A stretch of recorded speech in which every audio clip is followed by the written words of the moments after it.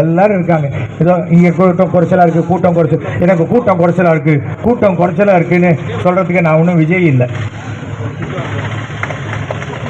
Vijay bathroom போகும்போது கூட்டம் வருதா? அவருக்கு தேவைப்படும் போதெல்லாம் கூட்டம் வேண்டாம். அவர் பட்டினப்பாக்கத்தில் இருக்கும்போது கூட்டம் வேண்டாம். அவருக்கு ரோட்டில் போகும்போது கூட்டம் வேணும், கூட்டம் வேணும்னு. என்னத்து கூட்டம்? இதோ 25 கேமரா இருக்குது, இது 25 லட்சம் பேருக்கு போய் சேரப்போகுது. அதை விட பெரிய கூட்டத்தை கூட்டிட முடியுமா? டெக்னாலஜி வந்துருச்சு. கூட்டம் கூட்டம்ட்டு ஜனங்களை ஆடு மாடு மாதிரி நினச்சிக்கிட்டு அவங்கள ஒன்று சேர்ந்து அப்புறம் செத்துட்டா எங்கள் வீட்டுக்கு பாடி கொண்டு காட்டு, நான் வேணா உனக்கு ஆறுதல் சொல்கிறேங்கிறது. அரசியல்ங்கிறது ரோடுக்கு வந்து பண்ண வேண்டியது தான் அரசியல். அதை விட்டுட்டு வீட்டுக்குள்ளேயே உட்காந்துக்கிட்டு அப்புறம் நாளைக்கே அவர் எம்எல்ஏ ஆகிட்டார், ஒரு பேச்சுக்கு தான், நிஜமாலாம் ஆகிறதுக்கு வாய்ப்பு கிடையாது. ஆகிட்டாக்க பனையூர்லேயே வந்து அசம்பிளியை நடத்துங்கன்னு சொல்லுவாரா? பைத்தியக்காரத்தன. சினிமா வேறங்க, சினிமா பொய்.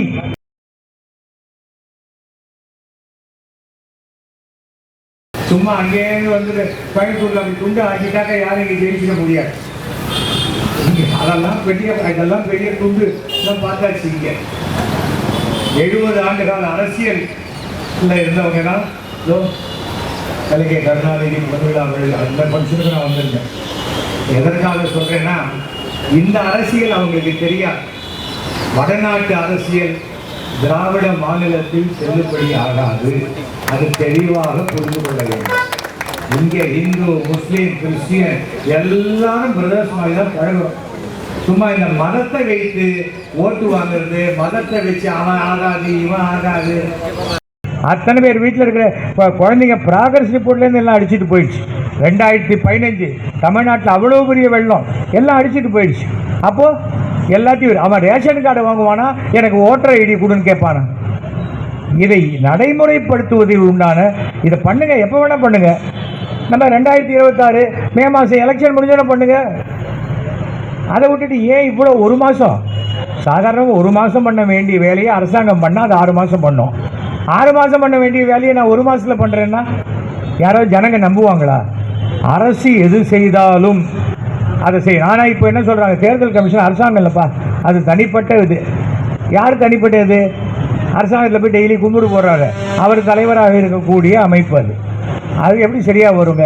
இங்கே இத்தனை பேர் கூடி இருக்கிறார்கள் என்றால் எல்லா கட்சிக்காரர் இருக்காங்க, எல்லாரும் இருக்காங்க. ஏதோ இங்கே கூட்டம் குறைச்சலாக இருக்குது, கூட்டம் குறைச்சல், எனக்கு கூட்டம் குறைச்சலாக இருக்குது, கூட்டம் குறைச்சலாக இருக்குதுன்னு சொல்கிறதுக்கு நான் ஒன்றும் விஜய் இல்லை. விஜய் பாத்ரூம் போகும்போது கூட்டம் வருதா? அவருக்கு தேவைப்படும் போதெல்லாம் கூட்டம் வேண்டாம். அவர் பட்டினப்பாக்கத்தில் இருக்கும்போது கூட்டம் வேண்டாம். அவருக்கு ரோட்டில் போகும்போது கூட்டம் வேணும், கூட்டம் வேணும்னு. என்னத்து கூட்டம்? இதோ 25 கேமரா இருக்குது, இது 25 லட்சம் பேருக்கு போய் சேரப்போகுது. அதை விட பெரிய கூட்டத்தை கூட்டிட முடியுமா? டெக்னாலஜி வந்துருச்சு. கூட்டம் கூட்டம்ட்டு ஜனங்களை ஆடு மாடு மாதிரி நினச்சிக்கிட்டு அவங்கள ஒன்று சேர்ந்து அப்புறம் செத்துட்டா எங்கள் வீட்டுக்கு பாடி கொண்டு காட்டு, நான் வேணா உனக்கு ஆறுதல் சொல்கிறேங்கிறது. அரசியல்ங்கிறது ரோடுக்கு வந்து பண்ண வேண்டியது தான் அரசியல். அதை விட்டுட்டு வீட்டுக்குள்ளேயே உட்காந்துக்கிட்டு அப்புறம் நாளைக்கே அவர் எம்எல்ஏ ஆகிட்டார், ஒரு பேச்சுக்கு தான், நிஜமாலாம் ஆகிறதுக்கு வாய்ப்பு கிடையாது. ஆகிட்டாக்க பனையூர்லேயே வந்து அசம்பிளியை நடத்துங்கன்னு சொல்லுவாரா? பைத்தியக்காரத்தன. சினிமா வேறங்க, சினிமா பொய், சினிமா பிம்பம். நான் 95 படம் நடிச்சிருக்கேன். அதுக்காக நான் சினிமாவில் நடித்த கேரக்டர்லாம் இருக்க முடியுமா? 65 ஹீரோயினை கல்யாணம் பண்ணிகிட்ருக்கேன். எல்லாரையும் வீட்டுக்கு கூட்டு வந்துட முடியுமா? என் ஒய்ஃபு செருப்பால் அடிக்க மாட்டேன். முதல்ல தெரிஞ்சுக்கணும் எது வாழ்க்கை, எது மேக்கப்பு, அதை நம்ம தெரிஞ்சுக்கணும்.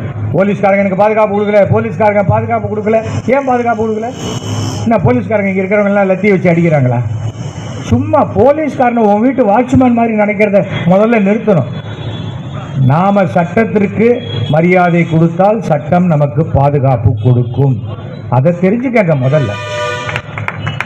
அடிப்படையாக தெரியல, சும்மா அணில் குட்டி மாதிரி அங்கேயும் இங்கேயும் தாவிக்கின்னு இருந்துட்டு அவங்க பாருங்கள். தமிழ்நாட்டில் கிட்டத்தட்ட 50 லட்சம் ஓட்டு காணாத போகுதுன்னா அது அத்தனையும் அணில் குட்டிங்க ஓட்டு தான். அவங்களுக்கு பூத்துக்கும் போக தெரியாது, ஒன்றுமே தெரியாது. எங்கேயாவது ஆர்ப்பாட்ட கூட்டத்தில் குத்தாட்டம் போட்டு பார்த்துருக்கீங்களா உலகத்தில்? அது இதுதான் இந்த வெட்டி கழகத்தில் தான் நடக்கும். சமூக சேவை மாதிரி இந்த ஃபார்மை ஃபில்லப் பண்ணி கொடுங்க. ஃபில்லப் பண்ணி கொடுக்க ஏதாவது ஃபில்லப் பண்ண தெரியலன்னா பிளாங்காக விட்டுடுங்க. அந்த தொகுதி அந்த இது போடுங்க, பாகம் எண்ணெய் போட்டுட்டு விட்டுடுங்க. எதையாவது எழுதி எச்சை போட்டு அடிக்கிறேன், வெள்ளை போட்டு அடிக்கிறேன் அப்படின்னா இதெல்லாம் சாக்கு வச்சுருவாங்க. அதனால் அதை பார்த்துக்கங்க. 2 அப்ளிகேஷன் வாங்கணும், ஒன்று வச்சுக்கோங்க. இந்த போராட்டம் இன்றைக்கி இங்கே தான் இருக்குதுங்க. இது மிகவும் சரித்திர புகழ் வாய்ந்த சிறப்பு வாய்ந்த இடம் இந்த சைதாப்பேட்டை கார்னர். அதனால் இப்படிப்பட்ட இடத்துல வந்து பேசுவதற்கு என்னை அழைத்ததற்கு என்னுடைய அருமை நண்பர் வசீகரனுக்கு என்னுடைய மனமார்ந்த நன்றியை நான் தெரிவித்துக் கொள்கிறேன். ஏன்னா இந்தியாவுடைய வெற்றியே யூனிட்டி இன் டைவர்சிட்டி. ஒரு இடத்துக்கு மீட்டிங் வரேன்னா நீ என்ன ஜாதி, அது ஜாதிக்க சங்கம், அது இல்லை. கட்சிக்கெல்லாம் ஜாதியெல்லாம் அப்பாற்பட்டு இருக்கணும். என்னுடைய அருமை நண்பர் திருமாவளவன் நானும் அவர் ஒன்றா தான் போய் ஓட்டு கேட்டோம். திரும்பி இந்த ஜாதி கீதியெல்லாம் இங்கே தமிழ்நாட்டில் இங்கெல்லாம் ஒன்றும் ஒர்க் அவுட் ஆகும்.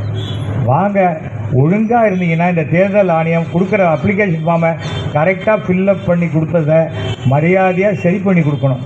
இல்லைன்னா மறுபடியும் கோர்ட்டில் போய் அசிங்கப்படுவாங்க இந்த எலெக்ஷன் கமிஷன். இந்த எலெக்ஷன் கமிஷனுக்கு அசிங்கப்படுறதே வேலையாக போச்சு. நம்ம என்ன பண்ணுறது? ஜட்ஜெல்லாம் இப்போ புதுசாக யோசிக்கிறதே இல்லை. ஏற்கனவே எழுதி வச்சதே படிக்கலாம்ப்பா அப்படிங்கிற அளவுக்கு தான் அவங்க நடந்துக்கிறாங்க. அந்த மாதிரி இருக்கிறது. ஸோ மீண்டும் உங்கள் எல்லாருக்கும் சொல்கிறேன், ஐயையோ இது எப்படிப்பா ஃபில்லப் பண்ணுறது, விட்டுறாதீங்க. இது நம்மளுடைய உரிமை.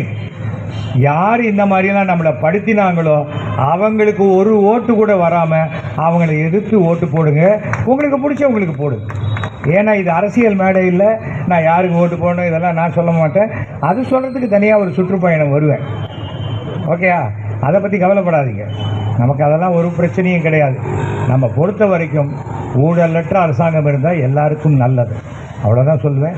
இந்திய ஜனநாயகத்தினுடைய மாண்பை காப்பதற்காக நான் எனக்கு அதிகமாக வயசால் 75 தான் ஆச்சு. டிசம்பர் 26 அன்றைக்கி 76 ஆரம்பிக்குது. நான் இது வரைக்கும் ஒரு முறை கூட ஓட்டு போடாத தேர்தலே கிடையாது. நான் இதை பெருமையாக நினைக்கிறேன். நான் யாருக்கு வேணால் ஓட்டு போட்டுக்கலாம். ஆனால் ஓட்டு போடுவது என்பதை அது எனக்கு ஒரு அரசு கொடுத்த கௌரவம். அந்த கௌரவத்தை தடுக்கிறதுக்கு தேர்தல் கமிஷனுக்கு எந்த அதிகாரமும் கிடையாது.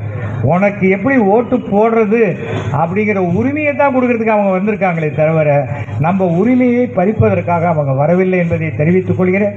அனைவருக்கும் என்னுடைய மனமார்ந்த நன்றியையும் வாழ்த்துக்களையும் தெரிவித்துக் கொள்கிறேன். நன்றி, வணக்கம்.